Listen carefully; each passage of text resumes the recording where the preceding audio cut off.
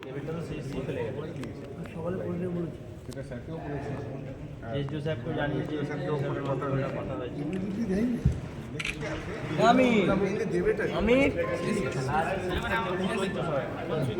কিন্তু পেমেন্টটা হচ্ছে দুর্বল, হিট হয়ে যাচ্ছে। আমাদের যা এক্সরে বা এগুলো যখন হচ্ছে লোড নিচ্ছে 96 টেবিলটা গরম হয়ে যাচ্ছে, কোনো কারণে একটা অ্যাক্সিডেন্ট হতে পারে একটা চান্স টেবিলটা কিন্তু চেঞ্জ করলে সকালের মধ্যে পারবে চেঞ্জ করতে।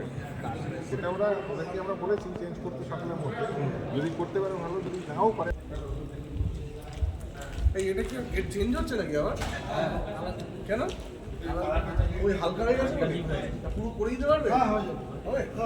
আমি ওটাই প্রথম দেখে বলছিলাম যে এটা পুরোগুলো হালকা হয়ে গেছে। প্রথম দিন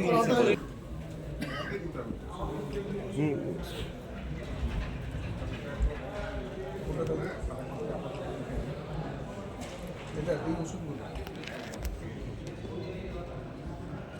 এটা কি এখান থেকে লিখেছে?